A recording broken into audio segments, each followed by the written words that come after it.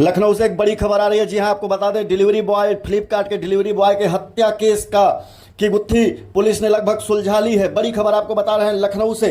था भरत कुमार, जिसकी 26/9/2024 को आदर्श कोष्ठा, जो फ्लिपकार्ट के रिप्रेजेंटेटिव हैं, इनके द्वारा थाना चिन्हट में एक गुमशुदगी दर्ज कराई गई थी कि ये डिलीवरी बॉय मिसिंग है।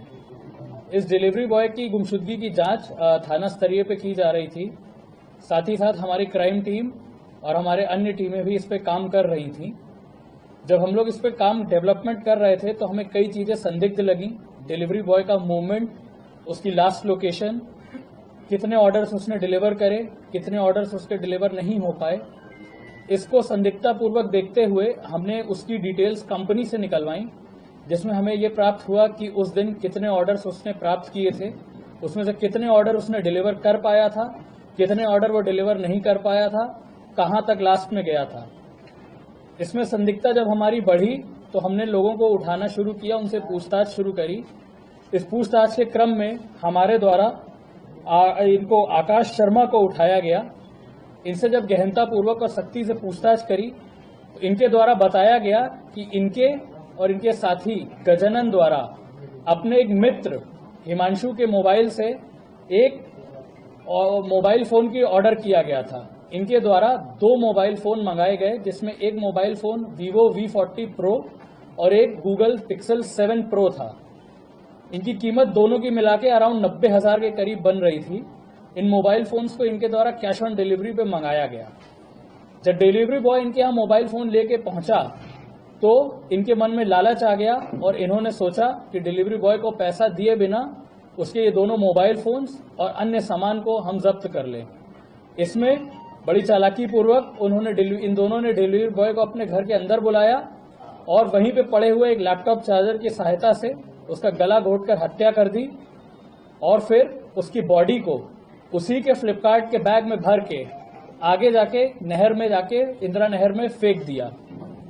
पुलिस द्वारा आज आकाश शर्मा को हिरासत में लिया गया है। इन्होंने अपने जुर्म को पुलिस के सामने कबूल किया है। साक्ष्य इस तरह के मैच कर रहे हैं। हमें दोनों मोबाइल फोन जो इन्होंने डिलीवरी बॉय से मंगवाए थे वो भी बरामद किए गए हैं। उसके अलावा डिलीवरी बॉय का अन्य सामान जो वो और डिलीवर करने जा रहा था वो भी हमने बरामद किया है। पुलिस द्वारा लाश को ढूंढने के अभी लगातार प्रयास चल रहे हैं। हमारे द्वारा एनडीआरएफ की टीम, एसडीआरएफ की टीम और लोकल गोताखोरों से लगातार संपर्क किया जा रहा है। आसपास के जनपदों में भी हमारे द्वारा एक रेस्क्यू और सर्च ऑपरेशन चलाया जा रहा है कि बॉडी की बरामदगी हो सके। हमारा प्रयास रहेगा जल्द से जल्द बॉडी बरामद हो सके। गजानन को अभी वांछित रखा गया है, इसकी भी शीघ्र गिरफ्तारी करी जाएगी। जो बॉडी है वो बताया जा रहा है कि बच्चे लोग उसमें भर के ले गए थे बैग में, तो क्या टुकड़े करके ले गए थे, किस तरीके से बैग में भरा गया? नहीं, इनके द्वारा अभी जब हमने पूछताछ करी गई तो अभी तक आकाश द्वारा ऐसा कुछ नहीं बताया गया है। इनका ये कहना है कि गला घोंट के मार देने के बाद उन्होंने बॉडी को, क्योंकि फ्लिपकार्ट का बैग बहुत बड़ा होता है, उसमें बॉडी को भर के वैगनआर कार जो गजानन की थी उसमें जाके ले गए हैं और जाके डंप कर दिया है नहर में। अभी इस चीज की पुष्टि नहीं हुई है। जब तक बॉडी नहीं मिल जाती हम नहीं कह सकते कि वो चीज करी गई है या नहीं करी गई। कार बरामद हुई है और कार किसके नाम में? अभी कार नहीं बरामद हुई है, अभी मोटरसाइकिल बरामद हुई है मृतक की, और इनका हेलमेट, आकाश का हेलमेट बरामद हुआ है और कुछ सामान बरामद हुआ है जो इन्होंने यूज किया था फ्लिपकार्ट एजेंट का। आकाश के बीच में क्या रिश्ता, मतलब क्या है? गजानन और आकाश दोनों चिन्हट पे रहते हैं, आस पड़ोस में ही काम है और गजानन का प्लाईवुड का काम है। 1 साल से ये लोग एक साथ बैठते उठते रहे, मित्र हैं, पहले से बातचीत में रहे।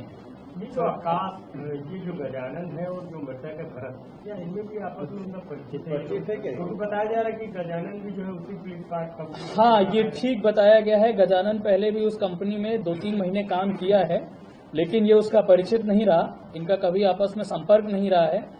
गजानन को लेकिन ये पता था फ्लिपकार्ट की कंपनी की वर्किंग कैसे होती है, डिलीवरीज किस तरह आती हैं, किस तरह जाती हैं, ऐसा इसने करने का प्रयास किया। एक चीज अभी तथ्य हमें और संज्ञान में आया है जिसको भी हम प्रमाणित नहीं कर पाए हैं कि मृतक की मृत्यु का हत्या कर देने के बाद गजानन द्वारा जो बची हुई डिलीवरीज हैं उन्हें भी करने का प्रयास किया गया था, ताकि किसी को शक ना होए कि डिलीवरी बॉय की हत्या हो गई है या वो मिसिंग है, लेकिन इसको ये पूरी तरह कर नहीं पाए थे।